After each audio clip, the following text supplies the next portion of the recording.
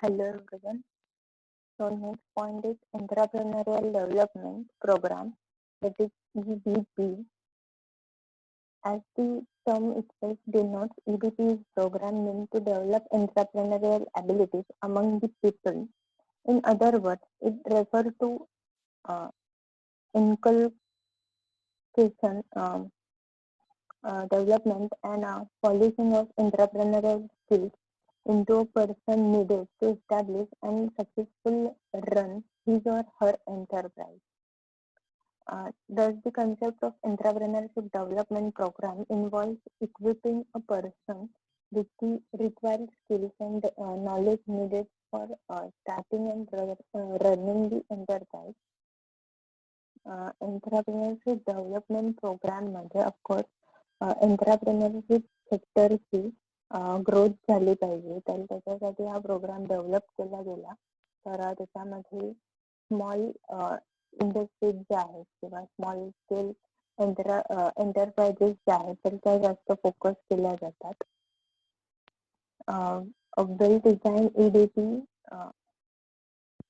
uses three tiered approaches. First, developing achievement motivation and sharpening entrepreneurial traits and behavior. Then, guidance of industrial opportunities, incentives, facilities, rules and regulations. Then, developing managerial and operational capabilities. याच्यातून तीन पद्धतीने help केली जाते. तर पहिली आहे की entrepreneurship साठी मोटिवेट केलं जातं. त्याचे रिगार्डिंग जे रूल्स अँड रेग्युलेशन्स आहेत तर ते सांगितले जातात. त्याच्याबद्दल अवेअरनेस आहे किंवा नॉलेज आहे तर ते प्रोव्हाइड केलं जातं.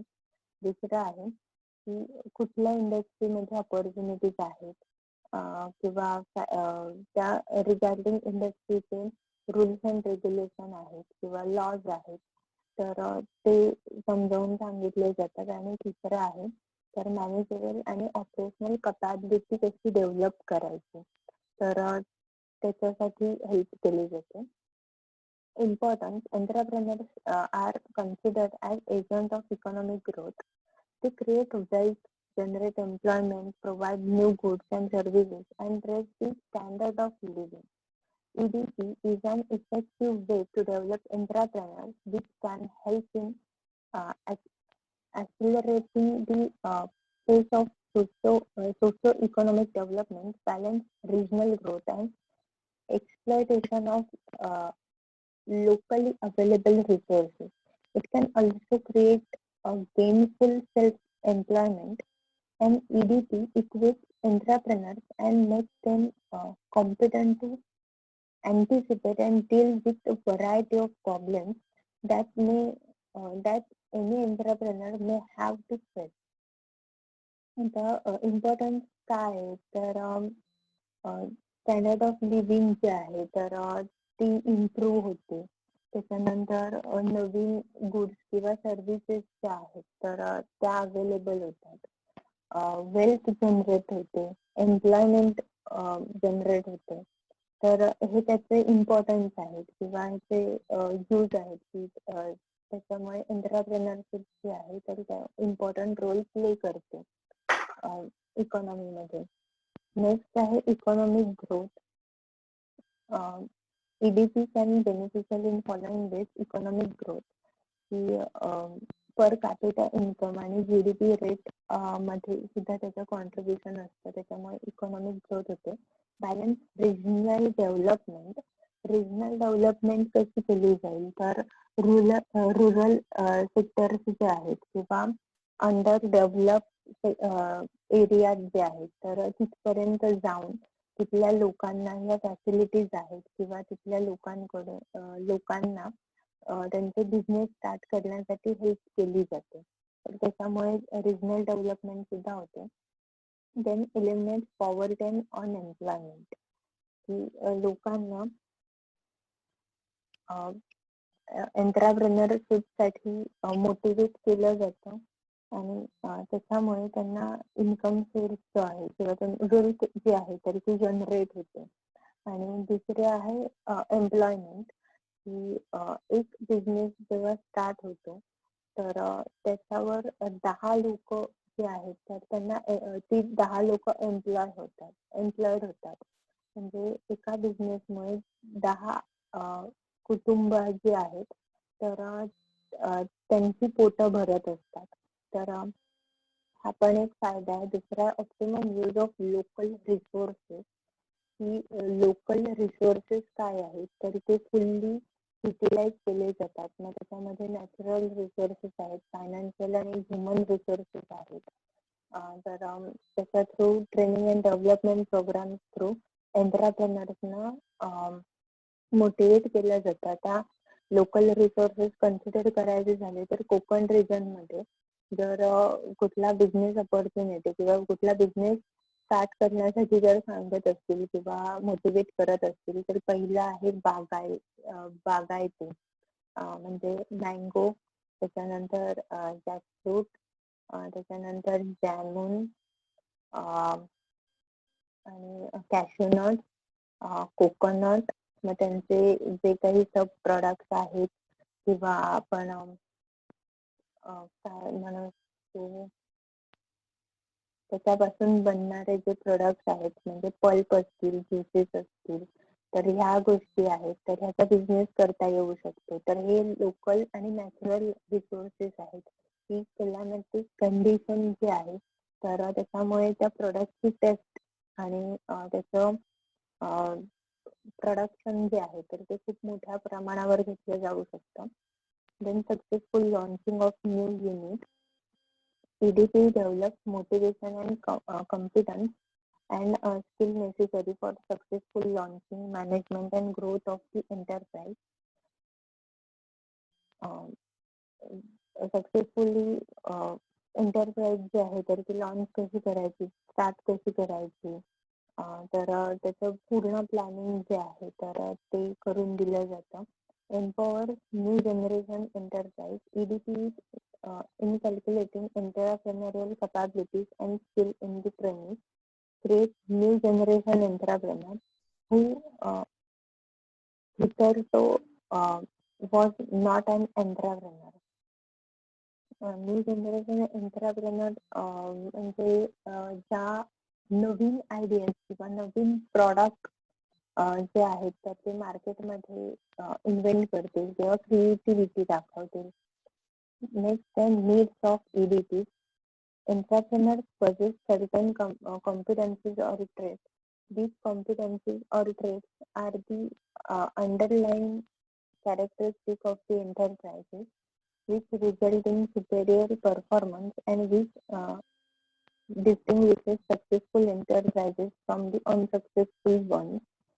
तर कॉम्पिटन्सीजवर, त्या एंटरप्राइजच्या क्वालिटीवर, त्या परफॉर्मन्सवर डिपेंड करतं की एंटरप्राइज सक्सेसफुल होईल की अनसक्सेसफुल होईल. फॉर एक्झाम्पल की सगळा सेटअप करून दिलाय पण तरी सुद्धा त्या बिझनेसमध्ये त्या बिझनेस ऍक्टिव्हिटीजवर जर होल्ड नसेल, कंट्रोल नसेल तर तो बिझनेस काय होणार आहे, लॉस मध्ये जाणार आहे. त्याच्यानंतर आहे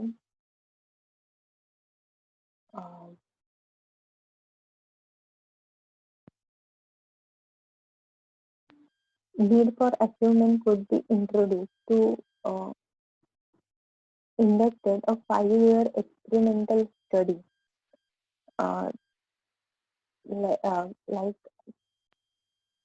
Kakinada, that is one of the prosperous district of Andhra Pradesh in India, in collaboration with small industries, extension and training institutions, Hyderabad. In fact, the Kakinada experiment could be treated as a precursor to the present day EDP inputs on behavioral aspects. In a sense, Kakinada experiment is considered as the seed for the entrepreneurship development program in India.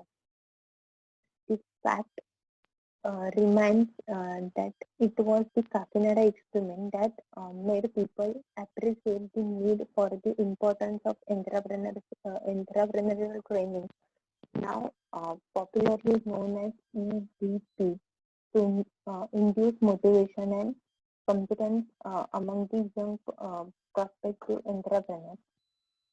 आता Kakinada experiment जो होता तर तो training related experiment होता की जेणेकरून entrepreneurial development व्हावी. तर तो नंतर EBP म्हणून ओळखला जाऊ लागला. Next आहे objectives of EBP. First, develop and strengthen the entrepreneurial quality, that is motivation or need for achievement. Then analyze environmental setup relating to the small industry and small businesses. Select the product, then formulate for proposal for the product. Understand the process and procedure involved in the setting up a small enterprise. Know the source of help and support available for starting a small scale industry.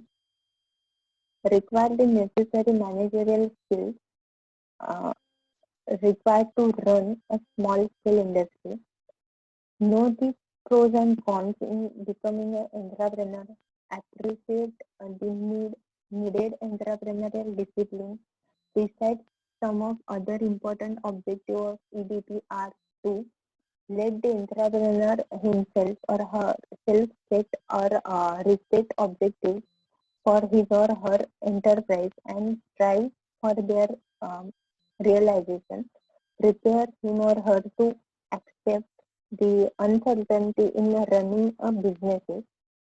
Enable him or her to take decisions, unable to communicate clearly and effectively, develop a broad vision about the business, make him subscribe to industrial democracy, develop passion for integrity and honesty, make him learn competence with law. आता हे जे points आहेत तर ह्याच्यामधले points explain करते की एकतर entrepreneurial development झाली पाहिजे. तर त्याच्यामुळे मोटिवेट केलं जातं. त्याच्यानंतर त्याचे जे रूल्स अँड रेग्युलेशन जे आहेत तर ते सांगितले जातात. त्याच्यानंतर businesses are uncertain in nature, तर त्याच्याशी डील कसं करायचं, तर ह्या क्वालिटीज ज्या आहेत तर त्या डेव्हलप झाल्या पाहिजेत. त्याच्यानंतर डिसिजन मेकिंग ॲबिलिटी जी आहे की त्यांनी डिसिजन घेतले पाहिजेत. त्याच्यानंतर कम्युनिकेट जे आहे तर ते क्लिअरली आणि इफेक्टिव्हली केलं गेलं पाहिजे की जेणेकरून बिझनेसेस मध्ये काही प्रॉब्लेम होत असेल किंवा त्यांच्या ज्या काही आयडियाज ज्या आहेत तर ते त्या इफेक्टिव्हली मांडू शकतील किंवा सांगू शकतील. त्याच्यानंतर प्रॉडक्टचं प्रपोजल जे आहे तर ते कसं फॉर्म्युलेट करायचं, प्रोसेस कशी जनरेट करायची, मॅन्युफॅक्चरिंग प्रोसेस असेल किंवा सर्व्हिसची प्रोसेस असेल, त्याच्यानंतर कुठले मॅनेजरेबल स्किल्स जे आहेत तर ते अडॉप्ट केले गेले पाहिजेत. त्याच्यानंतर एंटरप्रेन्योर बनल्यानंतर ते प्रोज अँड कॉन्स आहेत तर ते माहीत असायला हवेत आणि ते एक्सेप्ट करून मग पुढे जायला हवेत की कधी लॉस होऊ शकतो, कधी खूप जास्त प्रॉफिट होऊ शकतं. तर अशा बऱ्याच गोष्टी याच्यामध्ये मेन्शन केल्यात. नेक्स्ट आहे finance options available to entrepreneur. First is Small Business Administration Loan.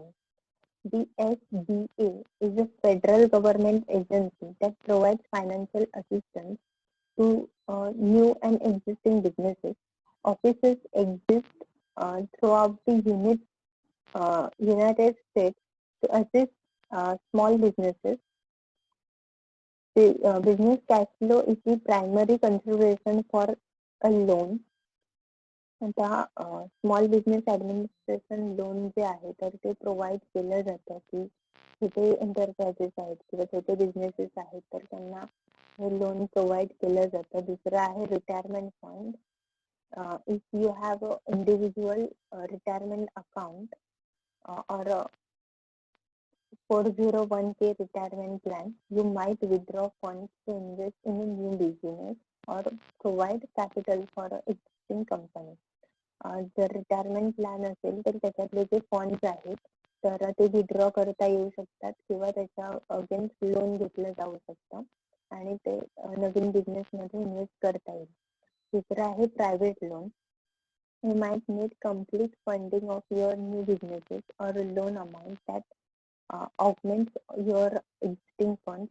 Consider a loan from family or friends. Execute a loan note that defines the loan amount and terms, including the interest rate. These documents become a business record that might affect business profits and taxes.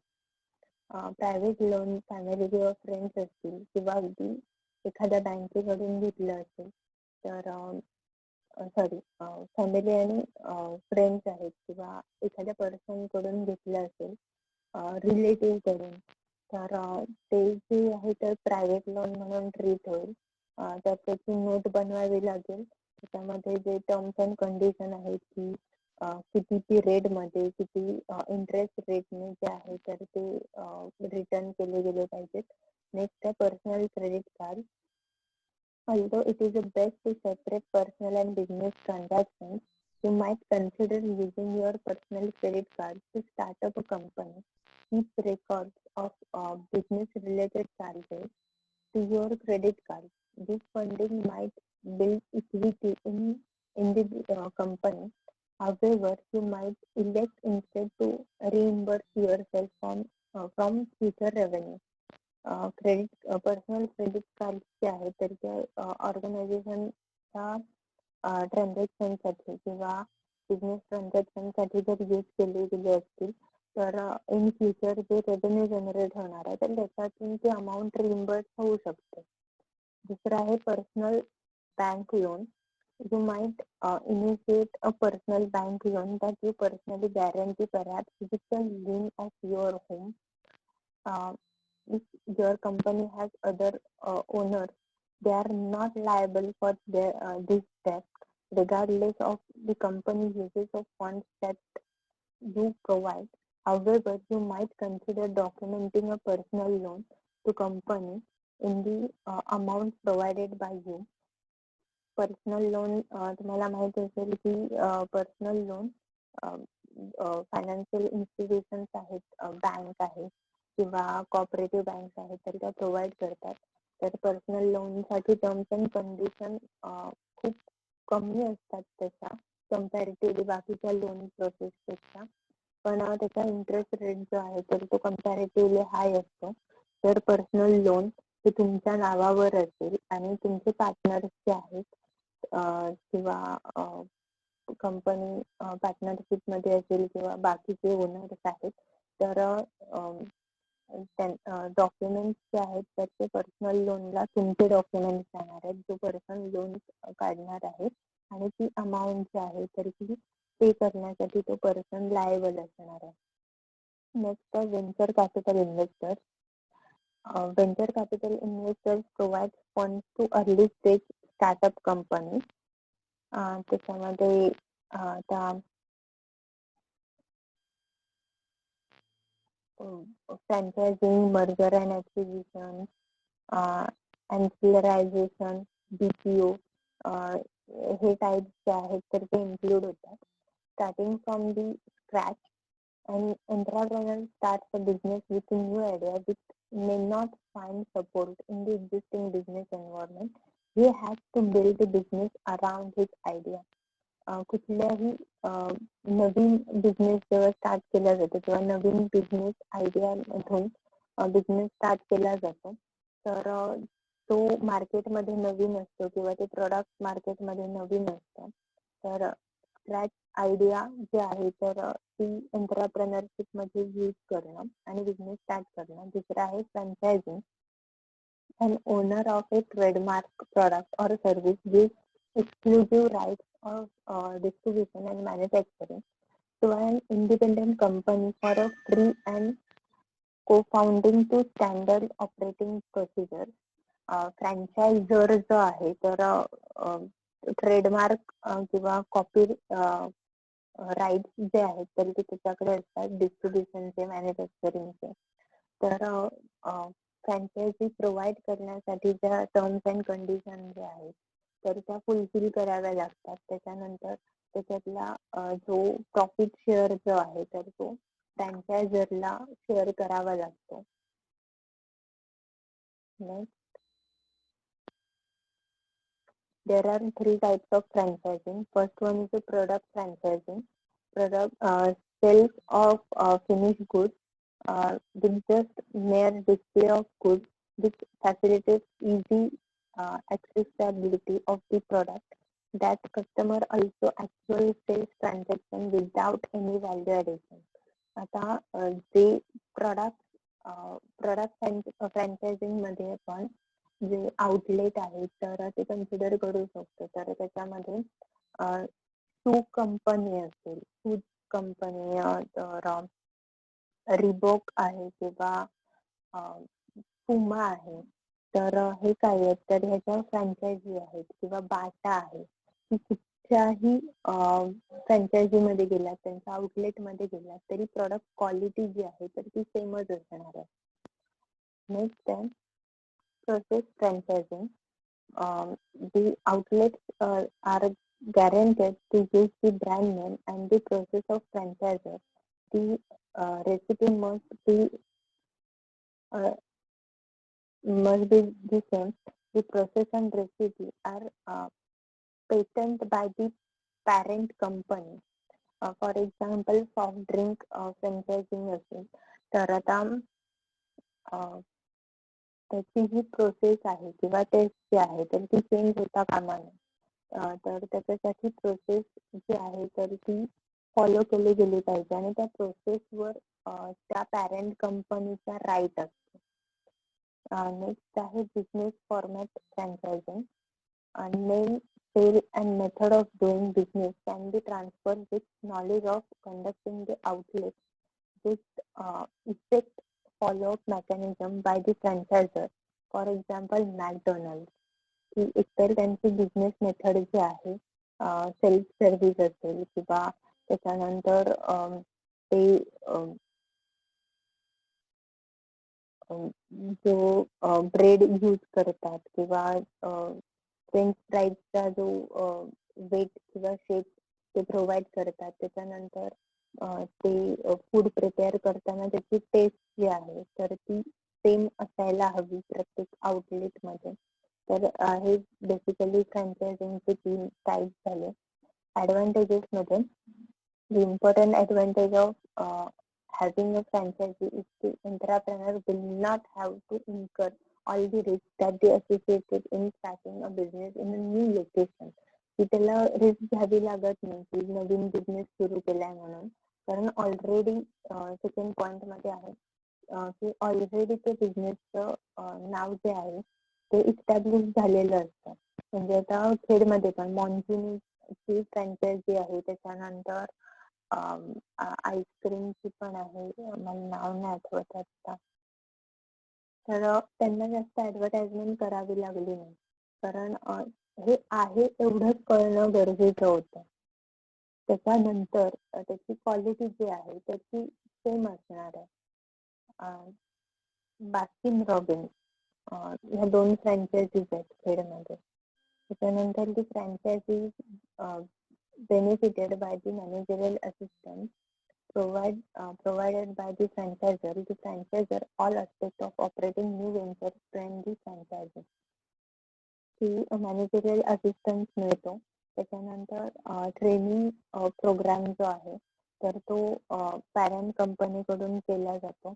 Then franchise offers and opportunity to start a new venture with upfront support that would serve the finances for the entrepreneur significantly. की financial support सुद्धा provide केला जातो. The franchisee is benefited by the years of experience and knowledge of the market and provided by the franchisor. ती parent company त्यांचे जे experience आणि knowledge जे आहे तर ते सुद्धा प्रोव्हाइड करते. तर ह्याच्यामध्ये फ्रँचायझरला ऍडव्हान्टेजेस काय होतात तर the franchisor can expand his venture very quickly and very little additional capital. The franchisee can expand his business nationally and internationally by the authorizing franchises in selected locations. Since operating franchise business requires lesser number employees, hence there are lesser personal issues and problems. Advantages काय आहेत की business जो आहे तर तो expand करता येऊ शकतो nationally internationally with regarding norms terms and condition. आणि दुसरं आहे की लेसर नंबर ऑफ एम्प्लॉईज जे आहेत म्हणजे ट्रेन एम्प्लॉईज जे आहेत तर त्याच्यामुळे इश्यूज आणि प्रॉब्लेम कमी होतात. डिसएडव्हान्टेजेस किंवा प्रॉब्लेम कन्सिडर करायला गेलं तर एकतर त्याची क्वालिटी मेंटेन करणं जे आहे प्रोडक्टची असेल प्रोसेसची असेल किंवा त्या बिझनेसची असेल तर ती मेंटेन करणं अवघड आहे. त्याच्यानंतर एका फ्रँचायझी मध्ये जर प्रॉब्लेम झाला असेल तर बाकीच्या फ्रँचायझीवर पण त्याचा इम्पॅक्ट होतो. त्याच्यानंतर क्वालिटीचं मी मेन्शन केलं. फ्रँचायझीच्या किंवा त्या कंपनीच्या नावावर जर काही केस असेल किंवा प्रॉब्लेम झाला असेल तर सगळ्या फ्रँचायझीज ज्या आहेत तर त्या सफर होतात. नेक्स्ट आहे mergers and acquisition. The entrepreneur can start and expand his venture by acquiring existing businesses. Acquisition purchase of a company or a part of it so that the acquired company is completely absorbed and integrated. The entrepreneur must ensure that the acquisition fits well in the overall direction and structure of the strategic plan of the present venture. Merger and acquisition मध्ये एखाद्या कंपनीचा part किंवा अख्खी company जी आहे तर ती acquire करणं, ती टेक ओव्हर करणं. त्या ऍडव्हान्टेजेस आहेत त्याच्यामध्ये की तोंडीच सांगते की एकतर तो बिझनेस जो आहे तर तो एस्टॅब्लिश झालेला असतो किंवा तो रनिंग बिझनेस एक्वायर केल्यानंतर त्याच्यामध्ये खूप जास्त एफर्ट्स घ्यावे लागत नाही.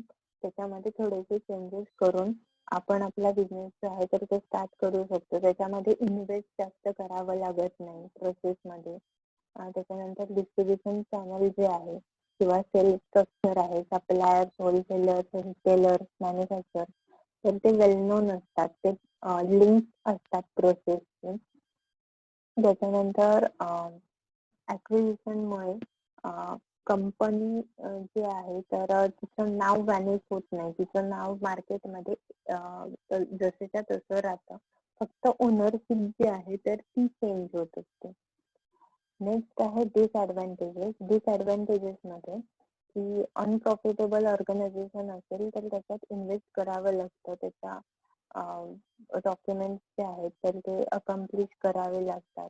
त्याच्यानंतर त्याचे लिगल इश्यूज असू शकतात काही किंवा चेंज मॅनेजमेंटमुळे किंवा एम्प्लॉईजमुळे प्रॉब्लेम जनरेट होऊ शकतात. त्याच्यानंतर प्राइस जी आहे तर ती हाय सुद्धा जाऊ शकते जर ऑर्गनायझेशन जे आहे तर ती प्रॉफिट मेकिंग झाली नाही तर.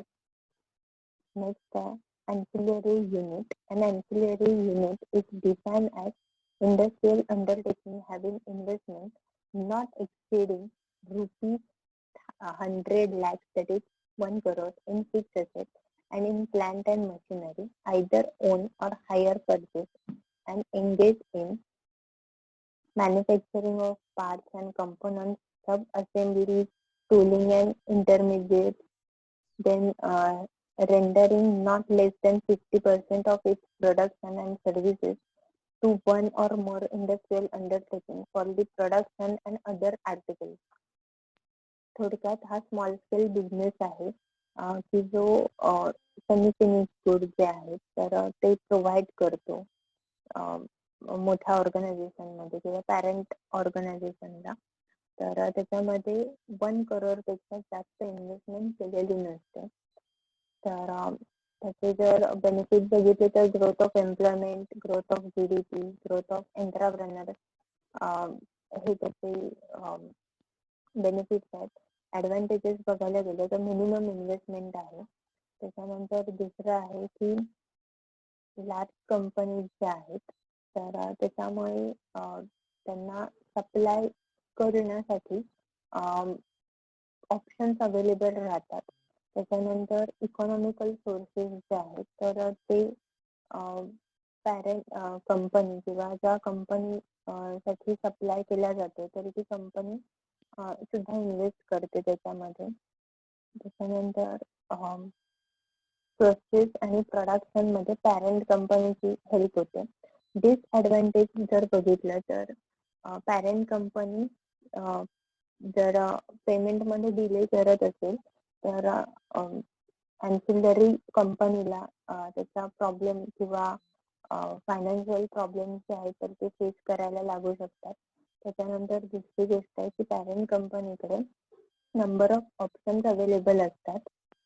तर त्याच्यामुळे दरवेळी बिझनेस तुम्हाला मिळेल किंवा ती कन्साइनमेंट तुमच्याकडे येईलच असं नाहीये.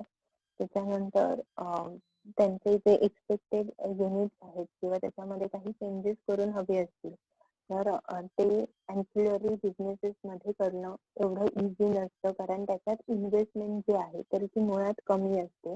तर प्रोसेस मध्ये चेंज करून नवीन युनिट डिझाईन करणं, प्रोड्यूस करणं तर ते त्यांना शक्य होत नाही. नेक्स्ट आहे business process outsourcing, that is BPO. The type of outsourcing in which a company outsources non-core business process to another company. BPO is most flexible form of outsourcing, involve a close relationship between customer and outsourcing provider. Unlike piecemeal outsourcing of individual projects with specific deadlines and budgets, business process outsourcing may not have fixed time or budget restrictions. BPO मध्ये in short third पार्टीला जो आहे तर तो business दिला जातो किंवा involve केलं जातं. आता BPO मध्ये कन्सिडर केलं तर रिक्रुटमेंट प्रोसेस आहे किंवा पेरोल आहे तर ते जनरली आउटसोर्स केलं जातं किंवा दुसऱ्या कंपनीला दिलं जातं की जेणेकरून तुम्हाला तेवढा स्टाफ जो आहे तर स्टाफ, मनी, एनर्जी तो मेंटेन करावा लागत नाही किंवा जास्त इन्व्हेस्ट करावा लागत नाही. त्याचे ऍडव्हान्टेजेस आहेत. The advantages of BPO are virtually identical to advantages of piecemeal outsourcing. In both cases, the main goal of outsourcing is control cost thanks to the great competence of the contractor in relevant business process or task. And compared to task by task outsourcing, BPO achieves even great cost saving over the long term, requires more initial preparation. In some cases, the main push of BPO is not due to cost saving but desire for great control of and prediction. BPO makes the cost predictable through the clear financial terms. आता ह्याच्यामध्ये service level agreement पण mention केलं. तर BPOचे advantage काय आहे तर एकतर cost saving, की जर रिक्रुटमेंट रिलेटेड असेल तर तुम्हाला रिक्रुटमेंटसाठी तुमच्याकडेचे एम्प्लॉईज आणि तुमच्या ऑर्गनायझेशनच्या एम्प्लॉईजचा वेळ आणि फंड जे आहेत तर ते इन्व्हेस्ट करावे लागत नाहीत, वेस्ट करावे लागत नाहीत. BPO ला म्हणजे थ्रू आउटसोर्सिंग रिक्रुटमेंट झाली की तुमचं ऑर्गनायझेशनचं काम झालं. दुसरं की कॉन्ट्रॅक्ट आणि सर्व्हिस लेवल अग्रीमेंट जे आहेत तर त्याच्यामुळे तुम्हाला त्या सर्व्हिसेस तुमच्या सोयीप्रमाणे मिळतात, तुमच्या रिक्वायरमेंट नुसार होतात. डिसएडव्हान्टेजेस मध्ये जर बघायला गेलं तर it is much more difficult to interest entire business process as opposed to specific task to an outside contractor. की outside contractor जो आहे तर ते दिलेल्या रिक्वायरमेंट आणि टास्क जो आहे तर ते स्पेसिफिकली कम्प्लीट करेल, इफिशियंटली कम्प्लीट करेल तर ह्याची गॅरंटी नसते. Then the economic benefit of BPO are accomplished through the contractor's great competence in non-core business process. Transfer the specific business process is rarely the goal of BPO. आता याच्यामध्ये ऑर्गनायझेशनचे जे काही funds आहेत तर ते पण रेज होऊ शकतात आणि इफिशियंट एम्प्लॉईज जे आहेत तर त्यांची रिक्रुटमेंट न होता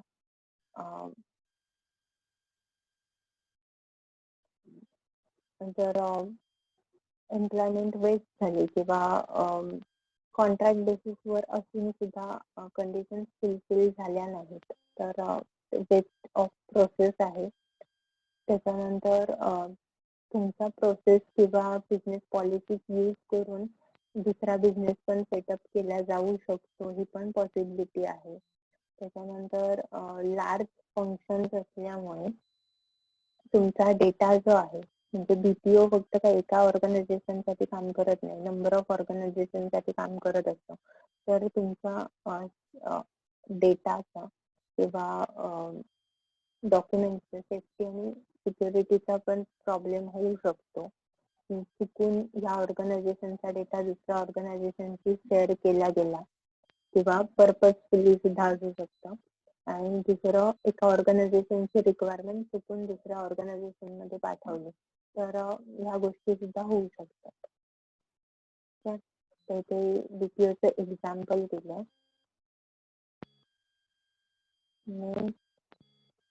ठीक आहे, संपलं आपलं सेकंड युनिट संपलंय. तुम्हाला असाइनमेंट जी आहे तर ती नेक्स्ट लेक्चरला देईन. थँक्यू.